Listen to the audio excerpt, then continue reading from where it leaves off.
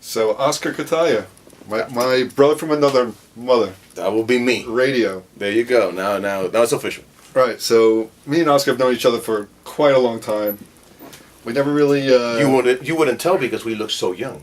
We're intertwined in our lives somehow. We are always in and out of each other's lives for something like 25 years, and yeah, pretty much. And even not even this music related. You know, we have a lot of similar interests as far as martial arts. We're Bruce Lee fans, and we're Big Yankee time. fans. Big time. You know, be like water. You know. Yeah, exactly. Right? But I want to just talk to Oskar a little bit about his new album coming out. It's pretty exciting. Yes. I know this is a really like a heartfelt project, and when you were first explaining it to me about the concept about traveling around the world and bringing these different influences together, and this vision is very exciting to hear. So if you want to elaborate a little bit more on that. Well, the project is called Bajo Mundo, which literally translated means bass world.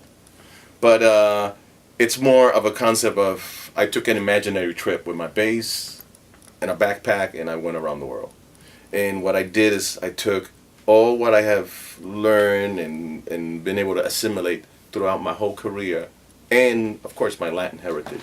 And I applied it to different concepts of making music with people from all different cultures. So I work with people from Spain, Brazil, Venezuela, Mexico, my homeland, Puerto Rico, and all of them created this incredible gumbo of sounds and emotions. So I understand you have some pretty cool guests on it.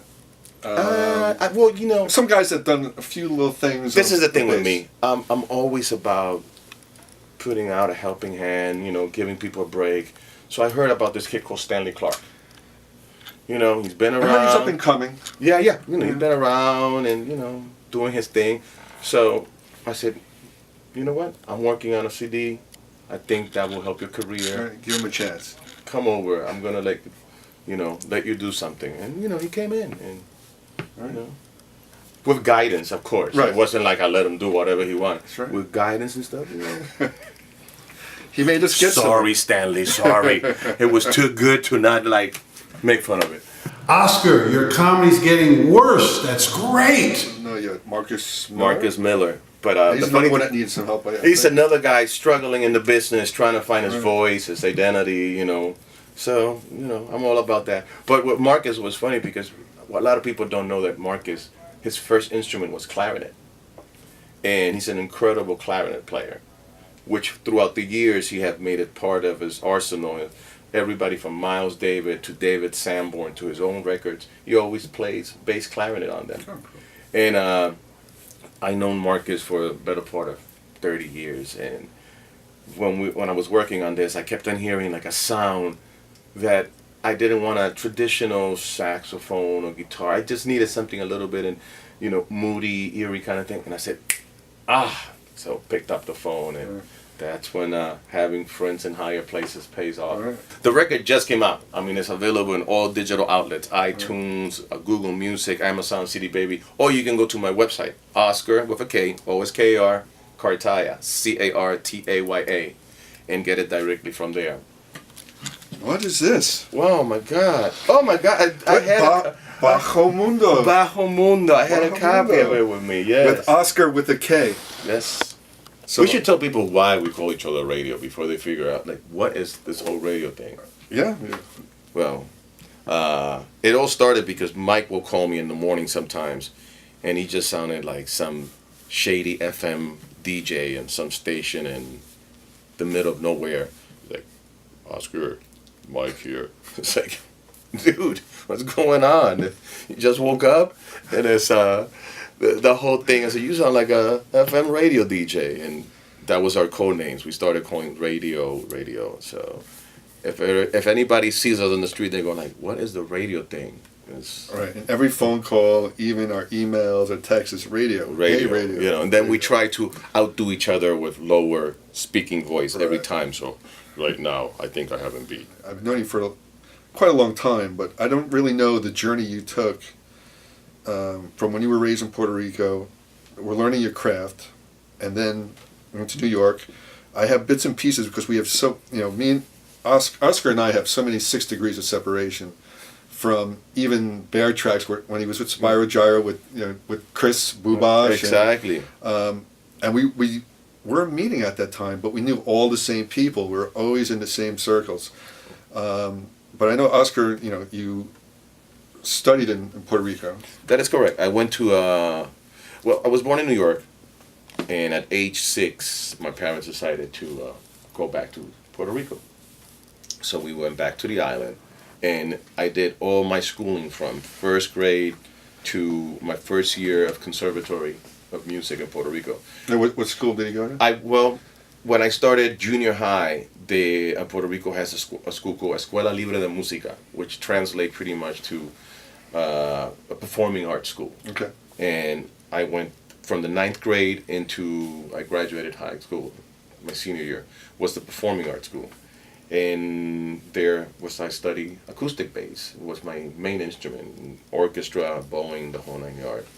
Then after that, after I graduated from high school, I went to the Conservatory of Music, which I continued to study composition and bass. And then I got bit by the electric bass bug.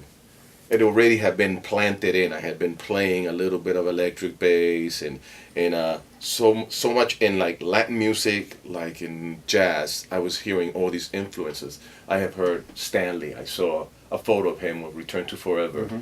Big afro Right. and stuff. In high school, I did have an afro, a fake one, but it was just a made-up afro. Right. And I was going like, yeah, I look like that guy, yeah. Right. And Well, he had the afro and he had the stash. oh yeah, no, he had the whole thing. It was yeah. hair everywhere, And then in Latin music, there was this bass player called Sal Cuevas, which, for lack of a better definition, he was like the Chuck Rainey of Latin music, Okay. of salsa. He was introducing all these double stops and slap and all that stuff. So I'm listening to these guys constantly, and I'm studying my upright all day at school, and then I go home at night and start playing, slap bass and all that stuff. So sooner I decided I have to go and study this music, and I came to Los Angeles to Musicians Institute. Okay. So that's when I came to MI, and I came to MI at the golden age of MI. Several musicians that are still in the music scene today making a lot of noise were there. Scott Henderson, Frank Gambale, Norman Brown. These was all people that we were in school at the same time, classmates and what's on. So it's like the early phase of actually MI. Yeah, it was. Yeah, it was like the first, Yeah. I don't know, 4 or 5 years of the Yeah. school, and the teachers. I mean, it was Jeff Berlin, Tim Bogert, Bob Magnuson. Those were 3 of my favorite teachers for bass. Then, Joe DiOrio, Scott Henderson already was teaching there. So many people that you would just go. And then Right. the guest faculty was Abraham Laborio, Joe Pass. Right, the monsters. Yeah, exactly. Larry Legends. Cotton, Lee Rittenauer, Jocko went to the school, Stanley, everybody. So it was a very interesting times where music was every single where Right. you will find. So did you think that shaped your bass style when you went to MI, or Oh, did yeah. you already have a style before that, and that just rounded out what you were doing?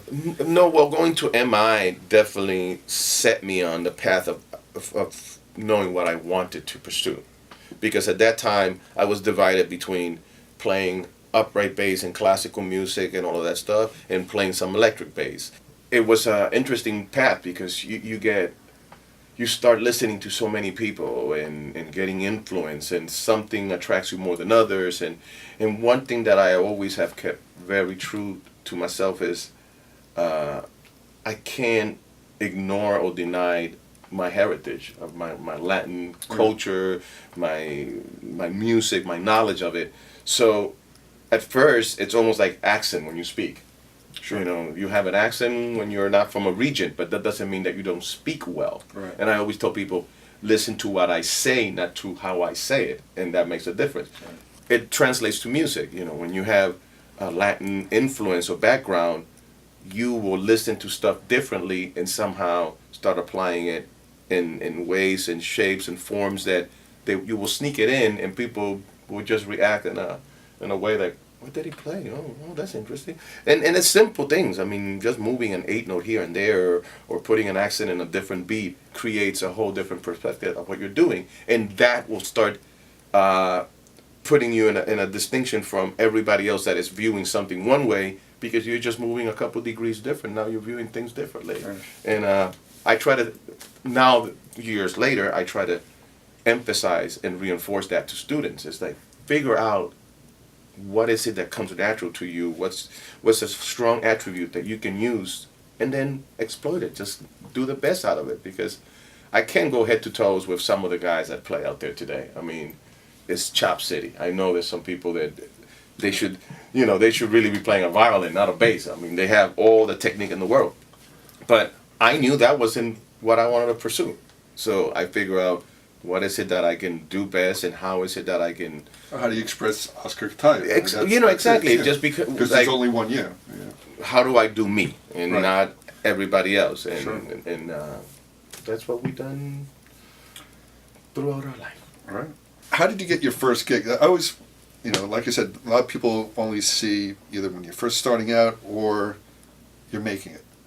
So what was your transformation when you first got your first, in a way, paying gig where, like, I'm making a living now as a musician? When did that first happen for you? Man, this is like the reason that I came to the States.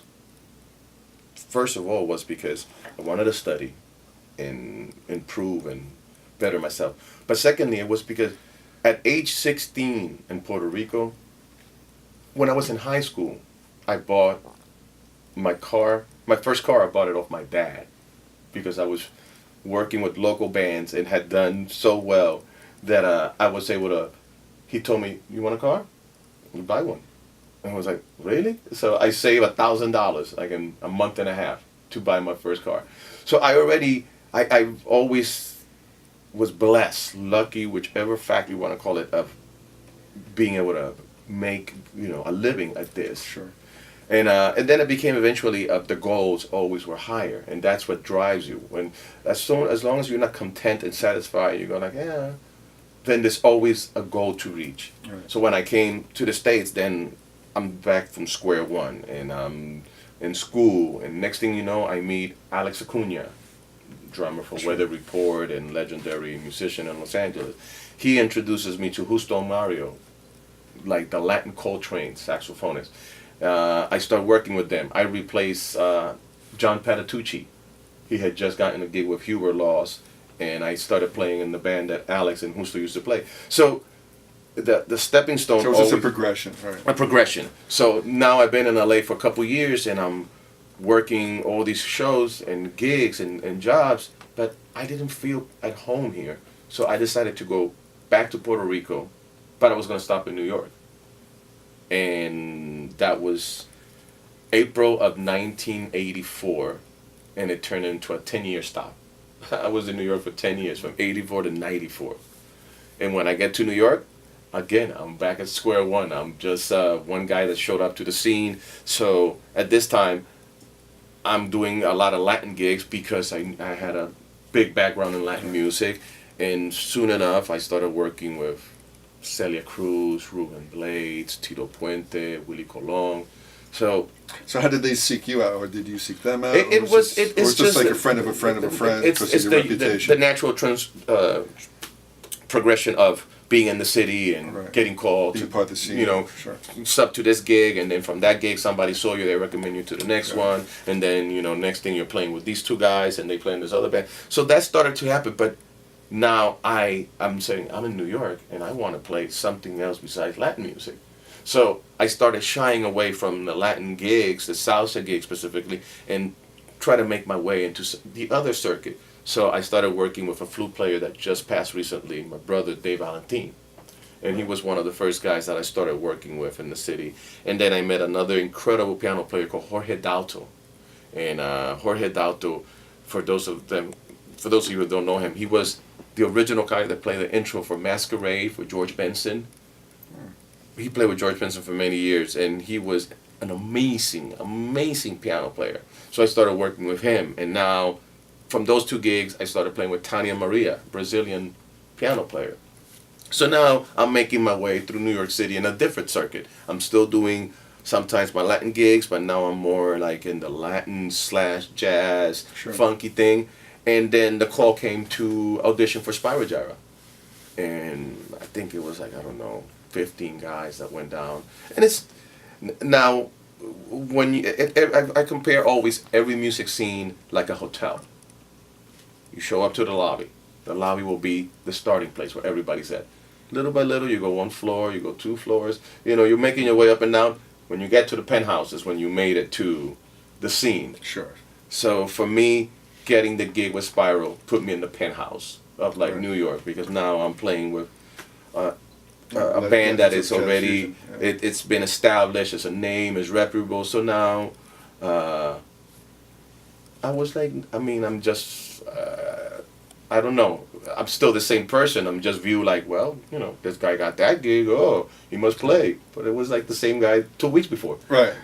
Sure. But yeah, I did that, and I spent 5 great years with Spiral, and got to go around the world and play and you know, write for them and everything. And then one day I decided I gotta move on. I guess you have to be a little bit open-minded and hearted about what life has in store for you, because there's a prophet that said, if you want to watch God laugh, tell him your plans. And I always been like that. I get into these situations that perhaps I wasn't even contemplating or thinking about it, and next thing you know, it's like, well, it's happening, let's go with it. And that's I think that's music in itself, you know, just be open-minded and open-hearted. It seems like everything always connects to something else and connects to another thing. And you know, looking back, it looks like it was always easy. Like, I planned, I went from this, I went from this. Yes, to this. and that's the biggest lie. You know, if I say, you know, and again, it's so hard to emphasize that your path was only specifically made for you. That doesn't mean that people can pack up now and go to New York and it's going to work out for them 10 years later. And you know, it just happens that that's the way it worked out for me, and I'm appreciative that that's what it took. And well, plus, you know, the other thing I know about you is, I mean, yeah, you're getting these gigs, and obviously, you know, you're an extremely talented cat, but you work your ass off. You hustle, you know, extremely hard, and I think that's a lesson, you know, to, you know, what I would think for people coming up, in not only in you know, music, but even with me, you know, starting 2 companies, and there you go. We got the monsters, and the ghosts will come in. No, it takes a lot of hard work. People only see a lot of times the, you know, the results or the success, but I know, you know, how hard you work, just, you know, just to make it, and you know, and like I said, and you are one of the premier bassists, but you still put 2 and 2 together. Like, I have to work hard and keep creating your own luck. Listen, I believe in everything, in personal, like in professional, or anything.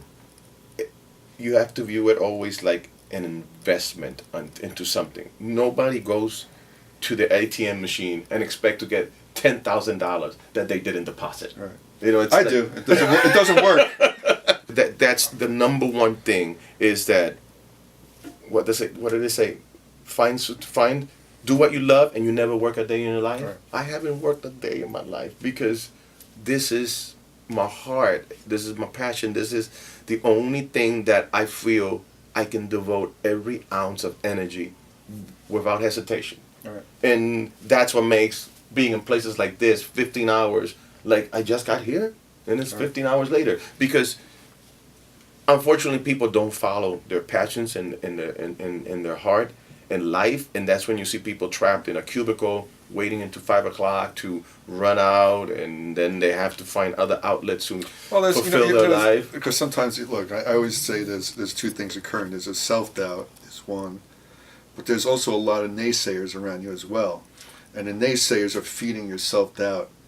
You know, so you really just have to stay strong to what you believe. Exactly. But my point always is what you think you want to do, what makes you happy versus what you think makes you happy can be very different. Sure. And you know, if you love working with flowers and flowers are your passion, How did you know? well, you know, I can feel the sensitivity is pouring out. Yes, I'm knowing it's sensitive, Mike. But then you decide. I did have a bouquet for you in the back. So.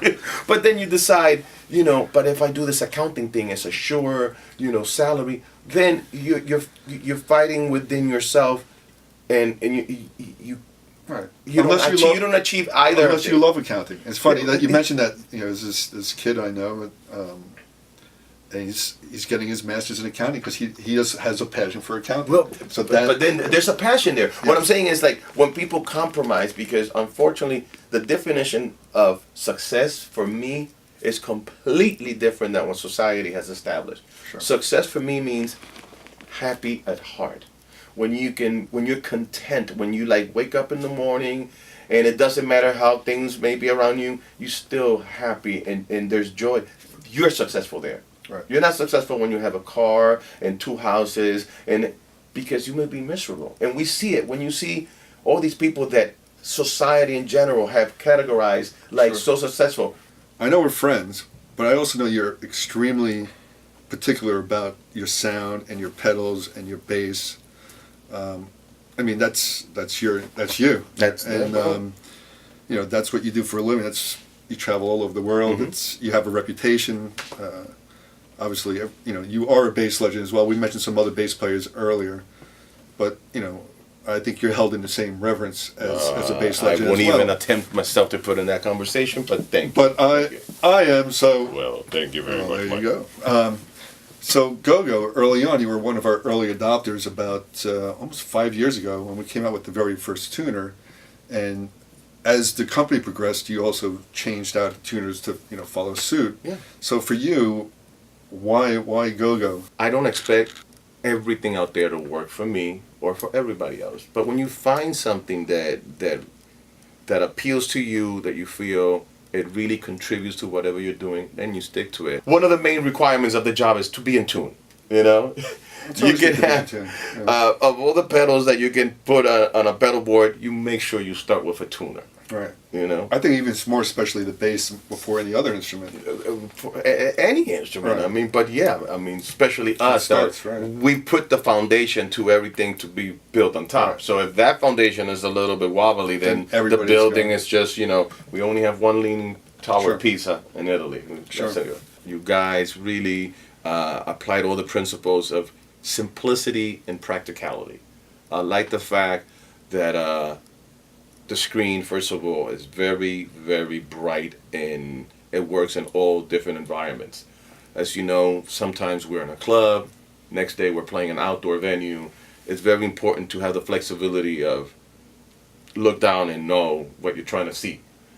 Nothing worse than trying to squint and moving things and putting your hand just to see if you're in tune or not. Oskar has a great rapport, and he's either telling a story or trying to be humorous. Trying to be Failing humorous. miserably sometimes. So, but the thing is, if you were looking down and you can't see your tuner, and you're trying to look down and try and be funny, and try to look down and try and tell a story, it's sort of taking away from what you're trying to do. It will definitely distract, yeah. And I think that one of the things when we were designing the tuner is so you could see it from almost like peripheral vision, where if it's on, you can see it and still talk to the audience and do your thing. Green, you're in. Red, you're out. And you calibrate it to whatever you want because, other companies have other visions of how they wanted their product to be. But you guys put the package of saying, this is how it's going to work for us. Particularly when people see the screen, I think that does it alone. That's a selling point right there. If you don't get it after that point, I don't think you'll get it. I think you guys should work in a plasma. Like, something like 27 inch. Yeah, something.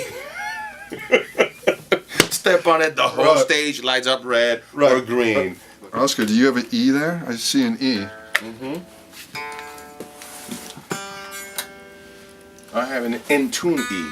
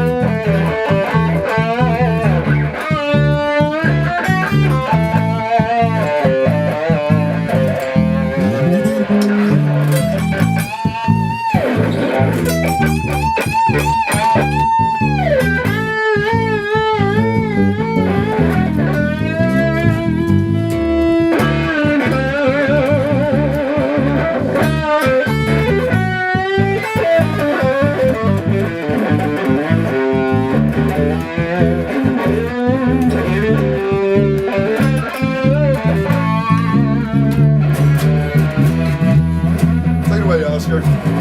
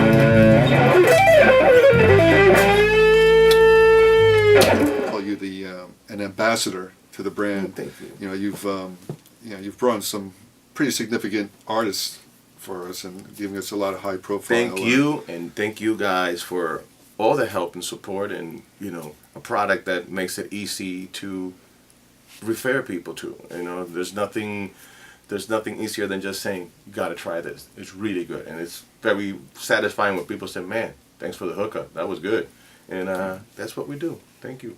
All right. Radio. Radio. Radio.